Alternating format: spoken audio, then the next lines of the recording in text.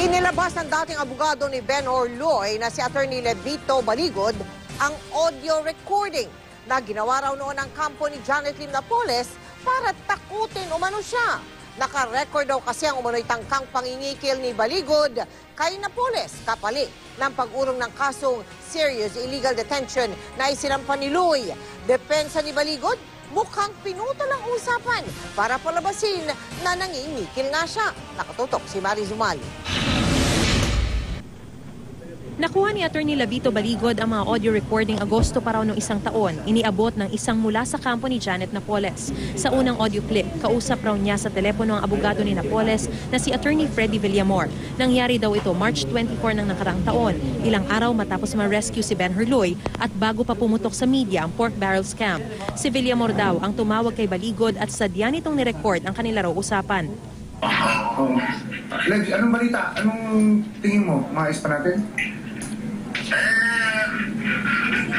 Ikaw naman, sinasabihan mo si Bernard kagabi naman. Pahawa ka naman kay Jenny. Hindi, alam mo, kaibigan ko rin kasi yung tao. Magkakilala rin naman ako nun. Kaya nga sabi ko, ang tinanong ko naman kay Benan, Ben, ano ba to? Ganito na ba to? Hindi na ba maayos? Tumaawa ka naman din pala, Jenny. Ano sabi ni Ben, ha? Kompleto na yung statement sila. Sa gitna ng usapan, maririnig si Villamor na sinabi ang mga salitang ito. Parang masyadong malaki. At saka nakakatakot, wala pang kasiguraduhan. Isafile mo na rin sa Central Bank yung affidavit nila. Okay. Yung complaint at saka yung waiver sa security, yung confidentiality of bank deposits. Ayon kay Baligod, posibleng ito ang sinasabi nilang nangingikil daw siya. Pero aniya mukhang pinutol lang ang usapan para magmukhang ganun. Ang totoo raw ang sinasabi ni Villamor na masyadong malaki ay iyong pinawi-withdraw na personal na pera ni Ben Hur sa bank account na nakapangalan sa whistleblower pero may lamang pera ni Napoles. Binigyan nila ako ng kopya nito way back in August of last year para takutin ako na hindi ituloy yung mga ginagawa kong kaso laban kay Ginang Napoles. Doon sa audio recording, walang extortion. Sa pangalawang audio recording, kausap naman daw ni Baligod si Napoles mismo at dalawang iba pa. March 27, 2013 daw ang pulong at di raw niya alam na si Napoles mismo ang makakaharap. Itong situation kasi, malalim na ito. The most objective way that I can. Mabigat po ang situation. So, paano natin papagaan ninyo? Paano mo naman kami tutulungan yung mabigat na maging magaan?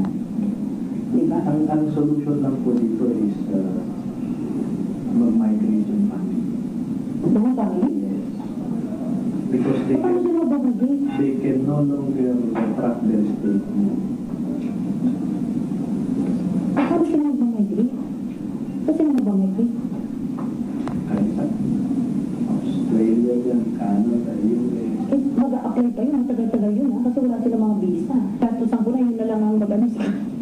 Binibigyan ko ng isang solusyon si Ginang Napoles na imposible niyang tuparin. Sa parehong pagkakataon, hindi raw alam ni Baligod na nire-record ang kanilang usapan. Putol din daw ang ibinigay sa kaniyang recording. Paniwala ni Baligod, may mas malalim na dahilan ng panggigipit sa kanya at pagtatanggal sa kanya bilang abogado ng mga whistleblower. Ayokong mag-speculate, no? Pero kung bibigyan nila ng pansin yung final kong complaint sa DOJ noong March 2014, doon mag-uumpisa yung investigation sa non-Napoles NGOs. At merong tatamaan na administration and opposition legislators dyan. Umali, Nakatutok, 24 Oras.